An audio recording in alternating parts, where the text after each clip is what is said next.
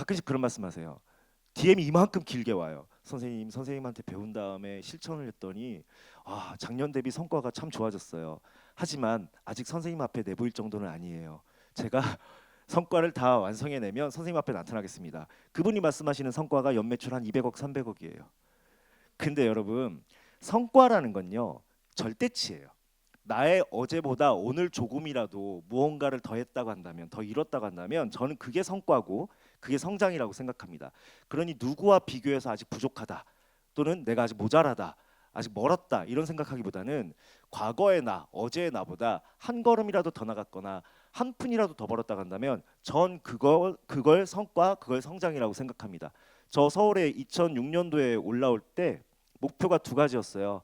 하나가 식구들 메뉴판에 가격 안 보고 밥 먹이는 거하고, 두 번째는 우리 아버지가 사업 실패하면서 명예를 잃으셨는데 돌아가실 때 근조하원이 역사상 가장 많이 오는 그런 아들이 되자, 이거였는데, 그걸 이루기 위해서 제가 현실적으로 선택했던 방법이 뭐냐면 어제보다 무조건 10원이라도 더 벌자, 어제보다 무조건 한 명이라도 더 알자. 그래서 여러분이 이제 저를 아시는 분들 아시겠지만 제 팔로워 수가 다들 그러세요. 오은환 선생님 스승이면 도대체 팔로워가 몇 명이야? 18,000입니다. 근데 아시는 분은 다 아시겠지만 눈물 없이는 볼 수 없는 한 명씩 한 명씩 어디 가면 인스타그램 하세요 물어가면서 이렇게 채운 겁니다. 근데 저는 그렇게 해서 성장했어요. 그래서 기발한 방법은 잘 모르겠지만 차곡차곡 차근차근 쌓아가는 건 알고 있습니다. 이 영상 보신 적 있습니까? 도저히 로봇이나 AI가 아직 흉내낼 수 없는 게 헤어컷 뭐 이런 거라고 했잖아요. 근데 헤어컷을 하고 있죠. 당연히 가짜 영상입니다. 만들어진, 잘 보세요. 저걸 빗으로 쓰고 있는 건지 가위로 쓰고 있는 건지 모르겠죠. 네, 누가 만들었는지 몰라도 이게 또 어마어마한 조회수를 터뜨리고 댓글창에서는 막 75개국어로 막 얘기 싸움이 나고 난리도 아닙니다. 이건 가짜야 그렇게 얘기한 밑에서 이게 곧 진짜가 될 거야부터 해가지고 정말 많은 말들이 오고 가는데요. 저런 식의 가짜 영상을 예전에는 공상과학이라고 얘기했고요. 제 어렸을 때 공상과학 영화, 공상과학 만화책에 뭐가 나왔냐면 스마트워치가 나왔었어요. 이걸로 전화를 하는 시대가 온다. 근데 지금 그 시대가 왔죠. 그래서 안심할 수 없다, 방심할 수 없다. 저 시대도 곧 올 거다. 다만 천천히 왔으면 좋겠다. 그러니 이 가짜 영상은 무서워하지 마시고 아직은 아니야 라고 안도도 하셨으면 좋겠습니다. 월간 박종윤 저랑 함께 참여하신 분들 알겠지만 제가 PPT에 영상을 띄우는 건 처음 보셨을 겁니다. 저는 그런 걸 굉장히 싫어해요. 입체적인 학습 이런 거. 주입식 교육 굉장히 좋아하는데 포브스 2025년 AI 트렌드 이런 것도 얘기하는 거 되게 싫어합니다. 근데 제가 얘기할 정도면 여러분 이렇게 생각하시면 돼요. 정말 심각하긴 심각한가 보다. 그 10가지에 대해서 제가 말을 쉼표로 찍으면서 쫙 했어요. 여기 보면은 뭐 작업 환경을 갖게 될 것이고, 의사결정이 자동화될 것이고, 업무의 품질과 효율이 고도화될 것이고, 지속 가능한 AI, 양자 컴퓨터까지 만나요. 한마디로 말하면 뭐죠? 우린 엿됐다, 이 뜻입니다. 현대차에서 미국의 로봇 회사 하나를 인수했죠. 그리고 그 로봇이 계속 개발되고 있는데 얘가 지금 사람이 없어도 사람처럼 일을 하는 수준까지 왔다. 정확도와 정교함이 매우 높아졌다라는 이야기를 보여줍니다. 그래서 원격 조작 없이 아무도 사람이 터치하지 않고 로봇이 스스로 움직여서 일을 한다. 현대조선소 배 만드는 데 아시죠? 예, 거기에 여러분 요즘에 사람들이 힘든 일 안 하려고 하잖아요. 그러니까 구인난이 심하다고 얘기하죠. 근데 그 구인난 심한 것을 코로나 전까지는 누가 채워줬죠? 외국인 노동자가 채워줬죠. 근데 코로나가 지나가면서 외국인 노동자도 많이 사라졌습니다. 지금 현대조선소에 가시면요, 낮에 일반 직원들이 퇴근하면 밤새 로봇들이 용접을 하고 있고요. 로봇들이 배를 만들고 있습니다. 물론 휴머노이드 로봇은 아니에요. 인간처럼 생긴 로봇은 아니지만 벌써 그렇게 많은 일자리를 대체하고 있습니다. 일이 아니라 일자리의 소멸. 딜로이트에 따르면 AI가 빠르게 발전하고 있는 사이버 보안과 같은 분야에서는 초급 분석가 역할에 최소 4년 이상의 경력을 요구하는 경우가 많다. 이게 뭐냐면 예전에 그 미드나든지 뭐 한국 드라마도 마찬가지지만 법무법인 이게 변호사들이 멋있게 나오는 거 있잖아요. 여러분 그거 보시면 변호사분은 법정에서 활동을 하시고 서류가 어마어마하게 많이 책상에 쌓여 있죠. 그 서류, 많은 서류를 조사관이라는 분들이 이제 해주세요. 그러니까 법무법인에서 변호사 한 사람당 많은 서브 조사관들이 존재하는 겁니다. 회계법인도 역시 마찬가지예요. 빅데이터 자료들을 막 모아놓으면 그걸 가지고 판단하고 분석하고 결과를 내는 게 사자 들어가시는 분들이 하는 일이거든요. 근데 지금은 그 일자리가 거의 다 사라지고 있는 추세입니다. 왜요?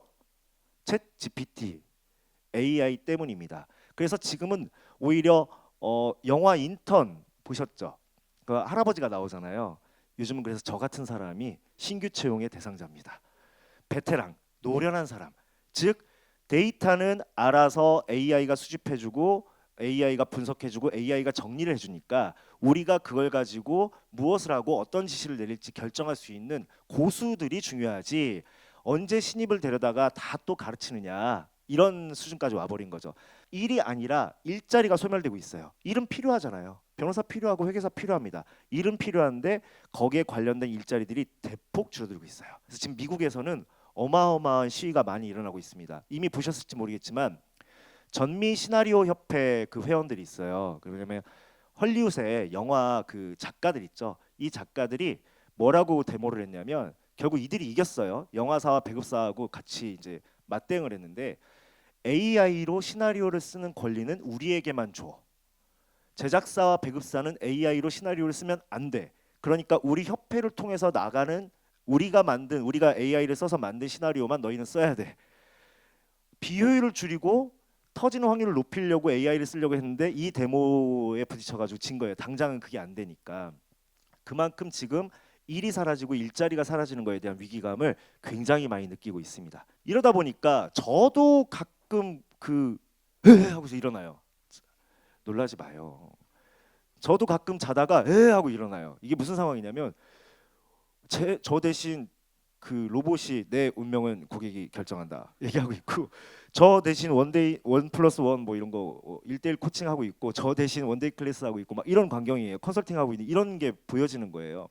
그리고 우리 애기가 아빠한테 아빠는 챗GPT도 몰라, 아빠는 AI 쓸 줄도 몰라, 아빠는 여전히 노트에다 끄적거리고 있어 이렇게 얘기하는 게 꿈속에 나오는 거죠. 저는 아이가 늦게 태어나서 그런지 모르겠지만 유튜브를 시청하지 못하게 한 적이 한 번도 없습니다.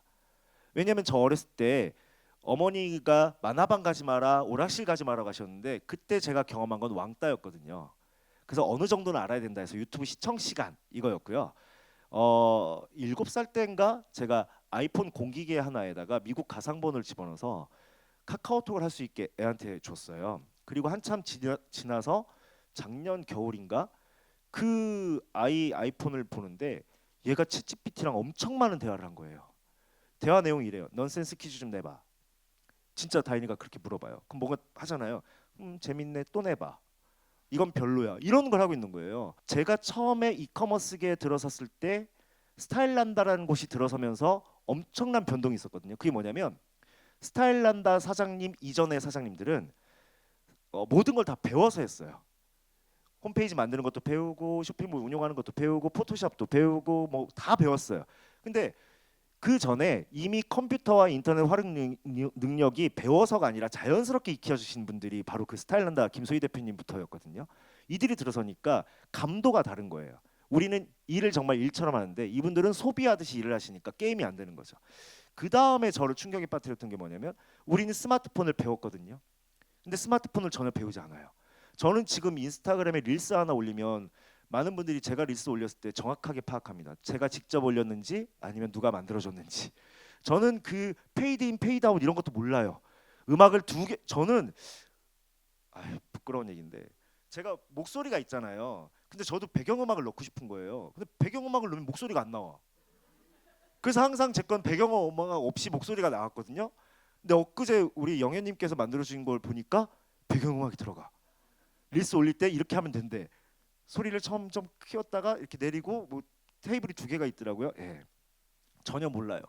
근데 그거를 배우지 않고 자연스럽게 기능을 써가면서 익히시는 분들이 지금 어린 세대라고 생각을 합니다. 그만큼 배운다기보다는 자연스럽게 일상이 되신 분들의 시대는 문제가 없어요. 하지만 예전에 이런 게 한 세대, 2세대에 걸쳐서 나타난 변화였거든요. 근데 지금 제가 말씀드렸던 변화는 컴퓨터에서 그냥 컴퓨터에서 인터넷에서 모바일에서 SNS에서 인공지능까지 변한 게 한 세대 내에서 불과 50년 안쪽에서 다 일어나고 있는 일이에요.